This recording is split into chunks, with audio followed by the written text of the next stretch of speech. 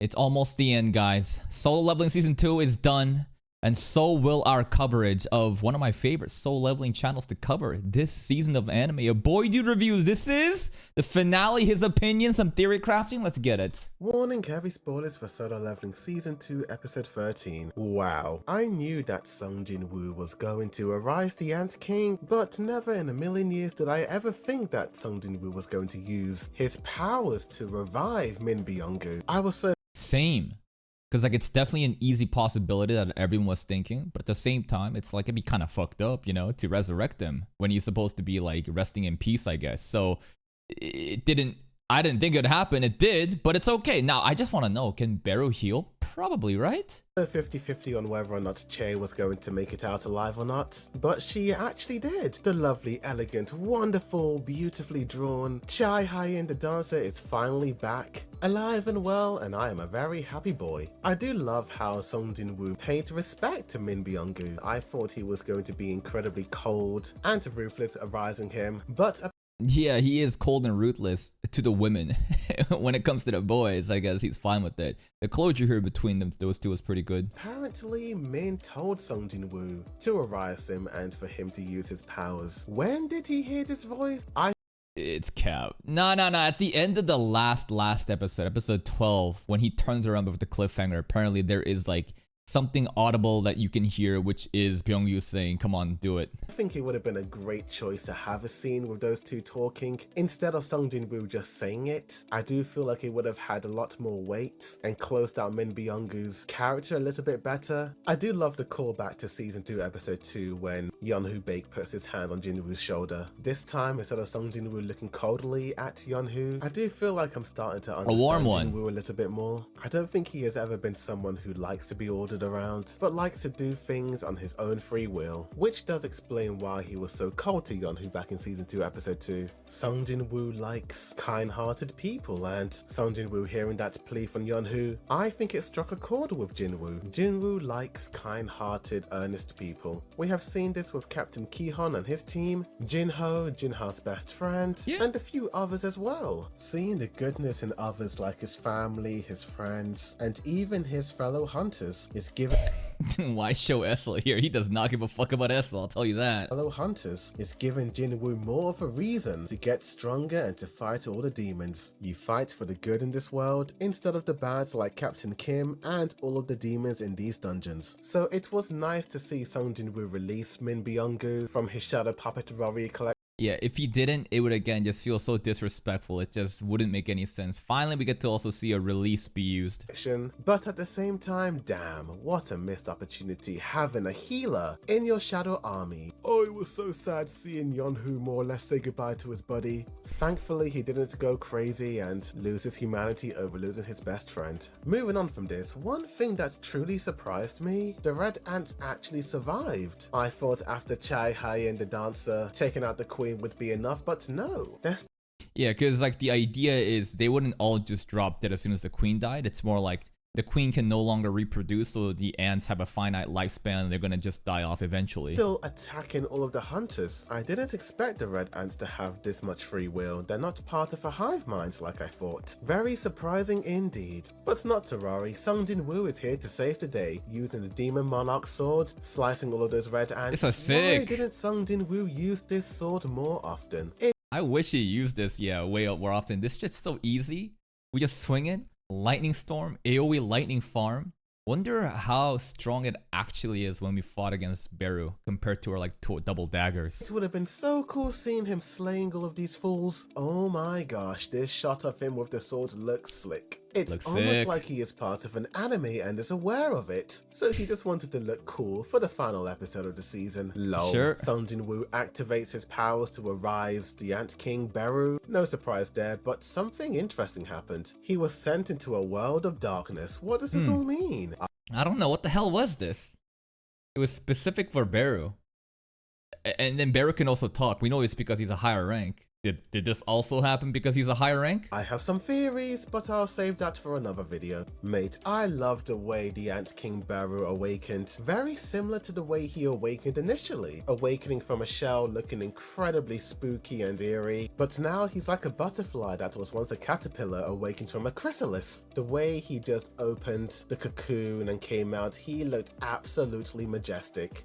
He had like an SSR banner gotcha animation, animation happening. Like all the other Arise, they just kind of pop up, right? There's nothing really happening. This one had like an entire sequence. It felt like, oh, this is a really special pull. And very heroic indeed. Him being able to talk is quite interesting. I do wonder if in the future Sung Jin Woo's new future warriors will also talk as well.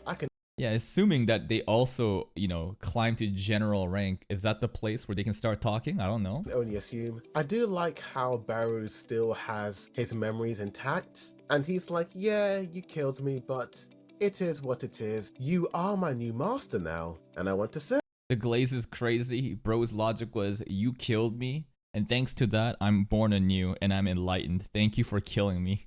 At that point, I was like, oh my god. We got the biggest Glazer showing up. He is like Diablo from Tensura. The butler-like mannerisms, how strong of a summon he actually is. It's crazy. The Glaze as well too. Nervia. I think it's kind of cool to have a Shadow Warrior being able to speak. Sung Jin Woo will be able to talk about the system and anything he's thinking and feeling related to these powers to Baru. But damn, the poetic irony of Baru flying around, zipping, attacking all of the humans to protect all of his ants. Now he is attacking all the ants to protect the humans. I do wish we had more time seeing Baru the Ant King slaying the red ants. Just one more Sakuga-like animation sequence, please. We got one. It's called Liu Zigong. Pictures. Also, is it me or did this entire sequence feel rather quick? Baru slices all of the red ants, and then in a few seconds it immediately cuts to still shots of the crowd, of the hunters cheering and being happy that they won. I think I would have loved to have seen a little bit more of a build-up leading up to that crowd celebration. It does look like Baru did not defeat. It's just not enough time, to include all these things and give that crowd more like dedication, right? They're not the most important things. In fact, they're trying to, hurry it up to wrap this up, right? I was surprised that we even got a little bit like an outro fight. I'm glad that they showed us Liu Zigong here though. And the animation too was really, really sick. Beat all of the red ants as there is a swarm of them heading towards the mainland, and you have this Giga Chad long ponytail boy demolishing these red ants. My jaw was underground. I couldn't believe that there was another China's character number out there one in the world with a strength on the same level as Sung Jin Woo. Oh my gosh. I don't think it's on the level of Sung Jin Woo. I think that Sung Jin Woo is below him right now. I think that the national level hunters like Thomas Andre and these two are definitely higher for now. I was so annoyed when I saw this sequence. The animation was great, don't get me wrong, but where was this guy? He should have been on the Jeju Island. Oh my gosh, I do feel like we finally have someone. Bro was just chilling. China just didn't want to help out. I don't know what political reasons they had. They were just kind of holding down the line. Want to rival Sung Jin Woo. This is what I thought Goto was going to do when he arrived on Jeju Island, but he ended up being a fraud. Moving from all that, I do. Straight up, fraud isn't even that big of an exaggeration. Goto Ryuji is a fraud. Bro was Japan's #1. Bro thought that he was a national level hunter, not even fucking close. The gap between him and Jinmu was not even close at all. This guy, straight up, one of the biggest frauds of soul leveling so far. Fraud. Moving from all that, I do love seeing how Sung Jin Woo gave respect to Min Byung-gu at the memorial, and it does seem like people are split with Sung Jin Woo. There's a lot of haters, bro. They're all crying, why didn't you show up earlier? Some see him as a hero, and some are annoyed that he didn't join in the raid earlier on. I do feel like this is going to play out in full force in Season 3. I hope the divided opinions on Sung Jin Woo by the general public isn't going to affect his family, especially his mom. I don't want to see Jinha getting bullied in school because of Sung Jin Woo arriving late. These are some really interesting things that could impact his family now. I don't know how much of the public sentiment is fuck Sung Jin Woo for showing up late. Because always the people that complain online are usually a vocal minority. Just like the people that dislikes, the Crunchyroll videos. You have like 200,000 people that enjoy it, 2,000 people that hate it. relatively it's nothing, but still they can still mobilize, you know, a group and I guess start to like harass. But would they even venture into that part of the story? I feel like for the anime, that's a bit too much. In the battlefield, that will be no good. But I loved how Yeonwoo more or less gave Jinwoo a bit of encouragement to keep his head up high despite what people say. Yeonwoo was turning out to be a pretty awesome dude, and you love to see it. After Sung Jinwoo healed his mom, I was like, what is his goal next? And I'm so happy we finally know what he wants to do now, start his own guild. I knew Sung Jinwoo was going to be somewhat of a leader, the way he was commanding his Shadow Warriors in the previous episode. Man, why would they pick a fight with an S rank? Is that an actual question? Or are you trying to be just obtuse and intellectually dishonest, try to be annoying? Think about it. He's a fucking hunter. He's supposed to be a good guy. You think it looks good if he starts slaughtering people? You know how many monkeys there are out there that would want to harass him and his family? There's so many ways around that you don't fight him. They start to just figure out how to ways to annoy him. That's the entire point. And if he were to fall into and actually start slaughtering people, doesn't look really good in that end either, right? Like, you don't have to think of it in absolutes of like zeros and ones and truth and falses. Like, think for a little bit more and you'll realize that, maybe there are possibilities. I find Chairman Go to be incredibly funny. He is possibly Sung Jinwoo's biggest supporter, wanting Sung Jinwoo to get any reward. I think it's great to have the leader of the Hunter Association on your side, supporting you, but damn, this dude may as well whip out some pom-poms and get a skirt on because straight up, again, give me that cursed one again. Because he is a cheerleader for Sung. What the hell? The face is not overlapped as well this time. It's between him and Beru now. These two are glazing Jinwoo like no other. Jinwoo. The next sequence of events completes. This part is really fun. Man, this is where all the theories come from. Melted my brain because I was like, who are these new characters and what are they doing here? I do love how this big, brody, beefy, Viking looking man was so nonchalantly walking into scene. No big introduction. He came in and took out all of those hunters. And then this blue warrior who just appears out of nowhere, looking like the Ice King from season 2, episode 2. The ears are a bit different, but the skin complexion, that's the immediate thing I thought too. And as an anime only, oh my gosh, these guys have really cool designs. They have glowing eyes. They must be monarchs, bro. Furry monarch and, I don't know, blue monarch. And one thing that they also share is that they can just like rip portals. They can just like space travel. They open up gates. At least the blue guy opened up something that looked like a gate. And another thing is, when I saw this guy's eyes for a second, I thought, yo, is that our dad? Because dad also had the glowing eyes. Everybody has glowing eyes in this show, though. Glowing eyes is just a way to just kind of like give a visual indicator of aura. That like, oh, they're in the zone. They're about to do something crazy. We see that all the time. I'm not here and going to say everyone that has a glowing eye is like a monarch or is able to, you know, open up gates. But I think dad, the more I think about it, is he also part of that group?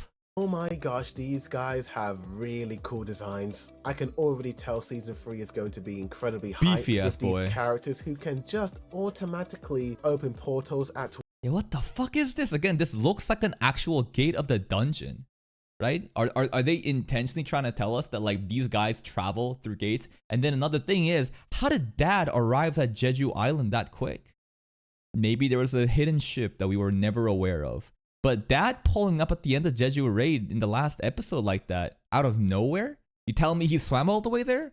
Or would it be more fun to assume that he can also travel by these gate things? Will, I did not expect any of that at all. It was so shocking. My gosh, I have so many theories regarding these two characters, but I'll save that for another video. My gosh, how much time has passed? She looks a little older than she did. Hey, chill the fuck out! In season 2, episode 2. But I'm so happy these she looks the same. Nothing has changed. Two are back. They're going to be part of Jinwoo's new guild. I love how these two are part of his guild because these two are. Yeah, it's looking like Song is gonna actually get a job. She is pushing her envelope into Jinwoo's company, his guild at this point. Like, what the fuck? Incredibly extroverted with their bubbly personalities, while Sung Jinwoo is incredibly cool, calm, and introverted. The contrast is very fascinating indeed. Jinwoo gets a call to try and take out the blue gate, which is a red gate. That was incredibly funny. Seeing Jinwoo be like, oh, it's a red gate. Seeing him arising all of his shadow warriors, the ants. Wow,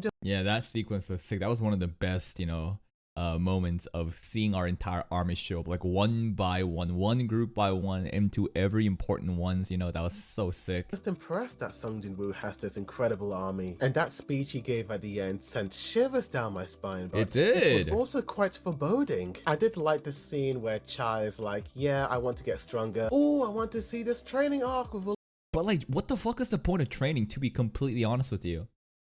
Because like, you can't get any more stronger. Like, yeah, you could like practice techniques and become more refined in martial arts, I guess. But if you're not going to be able to Second Awaken, you know, you're just this power system, it's very static. You can't jump ahead. All of these S-Hunters. He's a fraud? Honestly, the more I think about it, they're all frauds. But they can only seem like frauds because of the comparison with Jinmu, who's progressively getting stronger and stronger exponentially. Honestly, everybody looks like a fraud right now, other than the new national level hunters. And even then, I'm sure into the future, we'll be sitting here with Jinmu getting even stronger, thinking national level hunters are frauds too. You know, it's never gonna end. That's going to be so cool. Oh my gosh, that final shot with Sung Jin-woo in his eye. Mate, he looks like he's turning more into one of his shadow warriors. I feel like overall this episode, while it was a pretty cool way to end the season, I'm sorry to say, but it felt a bit rushed at times. Particularly the first half, it just felt like they were... That's fair. They're trying to wrap this up, right? Again, I wish that this season was 2 cores instead. I would have loved to seen all the different stuff happening behind the scenes in the world building and stuff like that. But I think it is a bit on the rushed side. Not so much that it feels disjointed and unbearing, but I can definitely feel the, you know, they're like, go, go, go. You know, we're running out of time. Really speeding through scenes. I would have loved if they had slowed down a little bit. Did they cut pages from the manhwa? It Absolutely they did. I mean, that's just what happens, right? With anime. left me with more questions than answers. I have so many theories, but I'll save that for another video. I think this episode is more like a 9 out of 10. With season 2 now over, I must admit that I was expecting more of the side characters to have more character depth and development. To But again, this is a show called Solo Leveling, right? Not multi-leveling. me, that is the biggest disappointment of season 2. I was expecting Jinho, Han Sung-yi, Guildmaster Choi, Yeonhu, and the lovely, elegant, sophisticated, beautifully drawn, wonderful girl Jesus fucking Christ, how many adjectives are you gonna add for this fraud? Chai Hye-in the dancer. Bro still ain't even fucking pronouncing her name right at the end of season 2. You got like 6 separate adjectives going on. You still fucking disrespect her with the Chai Hey. It's Cha-Hye-in, but I'm sure he's trolling. All have more development. I know the anime is called Solo Leveling and focuses on Jun-woo, but it would have been so Jun-woo, baby. cool seeing these character developments from... I agree. Absolutely, I do agree. One of my favorite things about One Punch Man is the fact that there is so much lore and background and like development of side characters. And because you have such fully fleshed out side characters, you care a lot more about them, and you get to basically see the story from their perspective until the hero shows up. Eminence in Shadow also has a similar thing. Eminence in Shadow, I think, also does a fantastic job in developing the side characters. Not random ones like Poe and Skell, but, you know, some of the other Shadow, like Oriana, for example, right? And stuff like that. Solo Leveling definitely does skimps out on the depth of a lot of the side characters because they're not the focus, right? It's called Solo Leveling, but I would have loved to see more of the world. them. Oh well, hopefully season 3 will have better story arcs for these characters. But the season... I wouldn't hope so. I think that we're gonna jump ahead and ignore all the different characters that we've met. Go meet up with new friends with national level hunters. Maybe they'll get some depth, but most likely they'll be... I don't think the storytelling's gonna be changing. Fundamentally. Season overall, what an epic season of Solo Leveling. I could not believe how amazing season 2 was, blowing me away week after week. But tell me in the comments down below, what did you guys think of... The finale, I think, was a really nice wrap-up conclusion. It did feel rushed at places, but not so much that I felt it was just so all over the place. What I really want to know is the stuff with these two and our dad. That stuff is so fascinating. There's also a brief moment that I think a lot of people kind of just overlooked because it just happens by like a single frame. It's the Kartinen Temple, the double gate dungeon that we were in season 1, episode 2 and 1. So stuff like that is like, yo, what's gonna happen for the future? But that's it for now. Please go check out Boy Dude Reviews channel. Here's a link to the video. Go give it a like if you did, and see you in the next one.